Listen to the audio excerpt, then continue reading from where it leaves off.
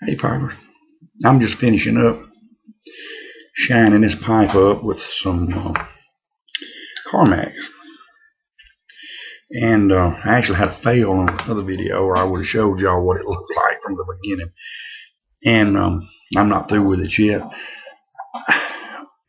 Coated this with Carmax. I was using chapstick. Pipe Pappy Chris told me about this Carmax, and it's you just keep working it in with your finger. This is what I do anyway, and then hit a little on the stem, and then I hit it with a little bit rougher terry cloth wash rag. And then I've got a piece of an old t-shirt here. You can see it has shined lots of briar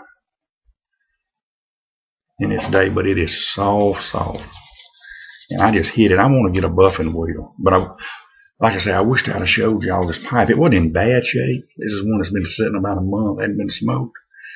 It's a good smoking little pipe, but I'm gonna fire it up here tonight with y'all. But I wish y'all would have seen it. It wasn't real dull, but it was some dull, and I wish y'all could have seen it without the fail on that other video. But anyway, you're gonna see the end results of it.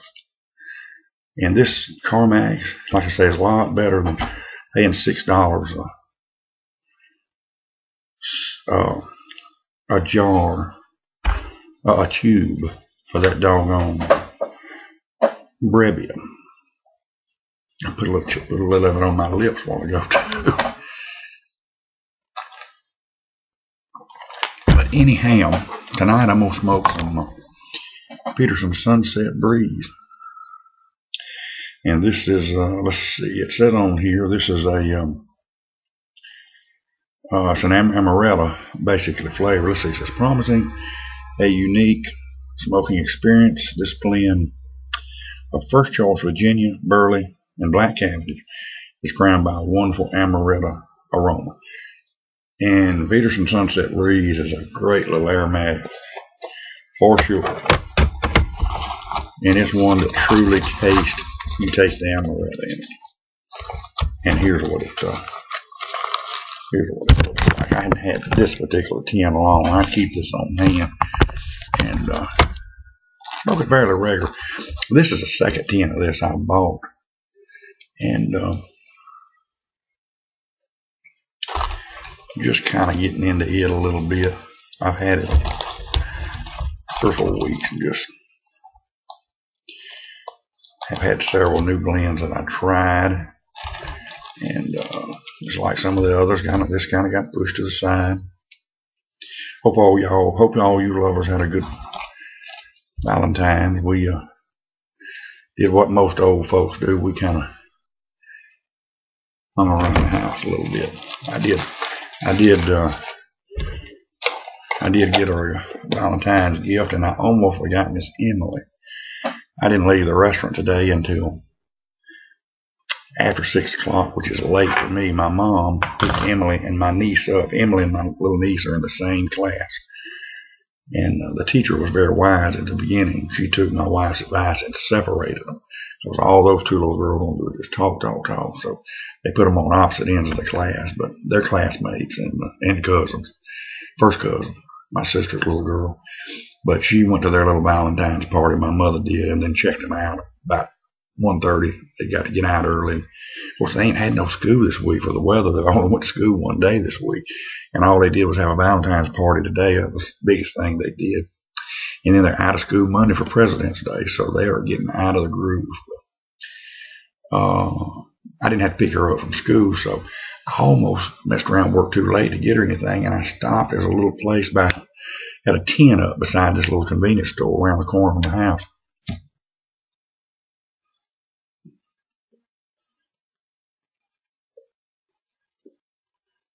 And I hate buying from them tents because you get,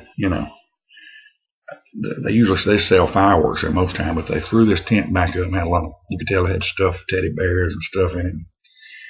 I whipped in there and this, it looks like an Easter bag, and it's got a, if I can get it here, she hadn't opened it yet. She's seen it, but They wanted $35 for that thing. And it's just got 2 or 3 candy bars and a couple of 3 of them 4 little mini bites, like Almond Joy and York Peppermint Patty. And that stuffed frog. And some fake looking grass. Well, it's not really grass. It's some kind of like. And but he said, look, I'll make you a deal on that.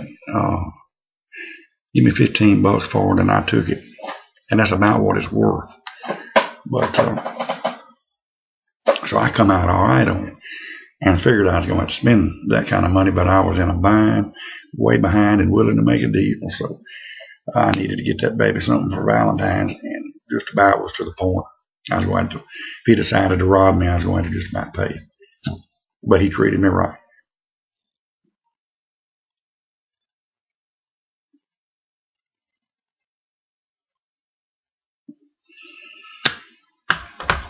Boy, that's some good stuff. And I don't care what you say, even if you ain't an aromatic smoker, you'd like this. Oh, get it turned right here. You would like this stuff right here. I've got some Irish whiskey, Peterson, that I had to put my hydrating disc in. I cracked open a tin right after Christmas and smoked 1 bowl out of it. It was decent, pretty good. But it dried out here real quick, so I got it fluffed back up. It's really ready to smoke now. I may smoke it tomorrow on here. Peterson makes some good ones. And I never really associated the thought of smoking a Peterson blend. I figured they were pipe makers, you know, and they are. But I said, you know, kind of like, it didn't appeal to me, and boy, was I wrong.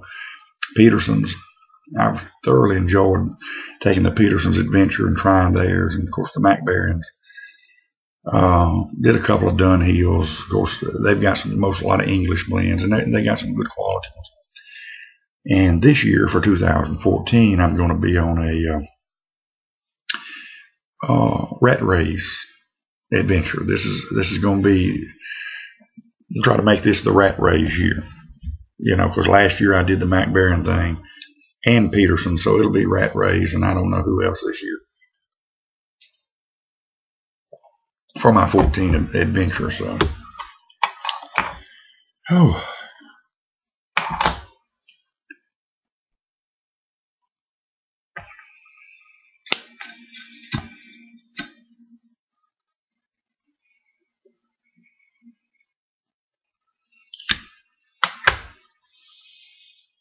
This I bought this thing here on eBay, unsmoked, and got a heck of a deal on it. And Hardcastle is is owned by Dunhill, and I'm not saying it's anything like a Dunhill, but it is a division of Dunhill. It's just one of their cheaper pipes. This pipe here runs about $95 at Pipes and Cigar, and I bought it for a bunch less than that. I'm almost ashamed to say, because I feel like I ripped the guy off, but that's what he was asking. I mean, he took the bid, so that's less than $30 in it. I just goes to show you what you can find on eBay, and it was unsmoked. Every now and then you luck up on something like that.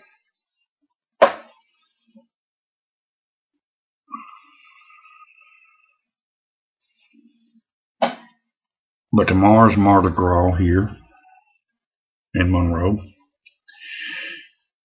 And they'll have, all along the parade route, there'll probably be 75,000 people out there tomorrow night in various spots.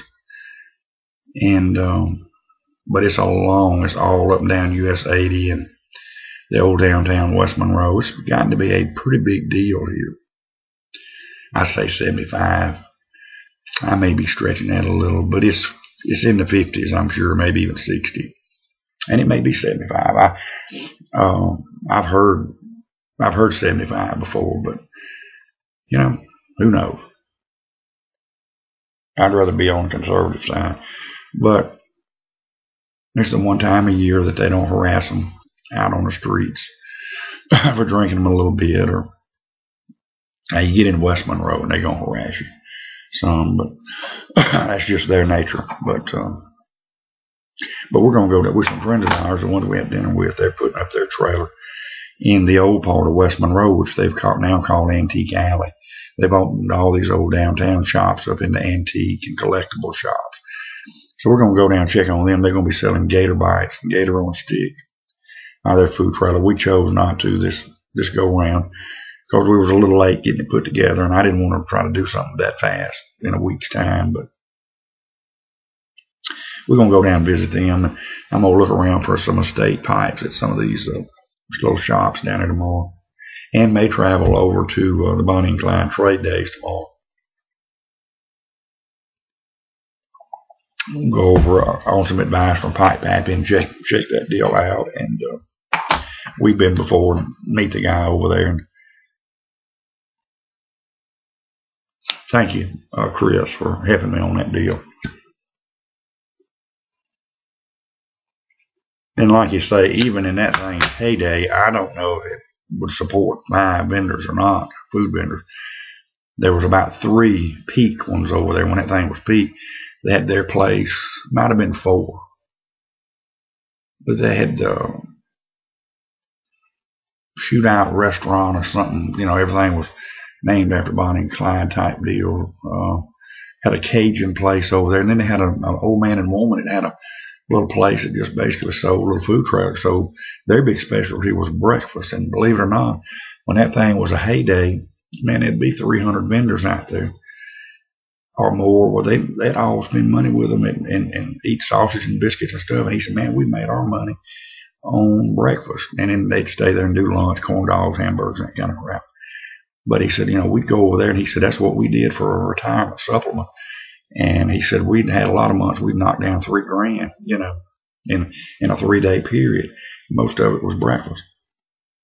But the thing, and I hope he does spend some money on it. It needs it. And you know, these vendors, if they're not, they need to get strict on these vendors if they're not doing a little business. In other words, if a thing ends at 5 o'clock on Sunday, then you start breaking down at 5 o'clock on Sunday. Well, we went over there the last time, and it was hot, and it was in August, and I understand, but we went over after church and got over there about 1:15, and some of the vendors were breaking down. You know, about half of them were gone, and you done drove from Monroe, you done drove from my house, you done drove 50-something miles, and to get over there, and they're packing up, you know, and that was last year, so getting them vendors to stay until, and that's, of course, you run into that at festivals too. That's what we run into with these food trailers is, you know, everybody, they got to be strict because that's what's happened to our festival in Farmerville, the Watermelon Festival. They'll let these people start breaking down early. And over the years, it's just hurt it year after year after year. Of course, it is in July, and it's hot on that asphalt, but they want us to come do it this year. This first year we've had a food trailer, but they want a little bit, it's a little bit pricey for the amount of draw that thing has. And that's another thing with these festivals, man. These people, these promoters have gotten greedy on their booth rental space. I mean, there's some around here, Peach Festival, you know, they think they're worth $1,000, and they still want 10% of your take. And no, it's more than that. Now, well, I don't know. By the time they pay it on a ticket basis, you don't get to take money. You have to take tickets, and they take their 10% or whatever it is, cut off the top. So my God, you know, you go over and do $5,000. First 1,500 of it goes to them. So I noticed there wasn't near as many food vendors over there this last year either. We didn't go. We didn't have a food trailer then, but and there's no way to fudge on them because it's done by tickets. You know, corn dogs, 2 tickets, or you know, they're $1 a piece. And canned Cokes at 1 ticket, or hamburger maybe 3 tickets, or whatever. You know,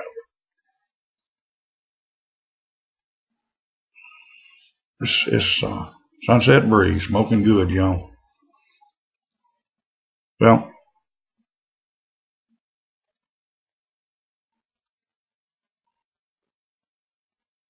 I'm going to wrap this one up again, and we'll, didn't have much to say, just kind of a ramble. But y'all take care, and thank you for watching, and God willing, we'll catch you tomorrow. Y'all have a good one, and God bless.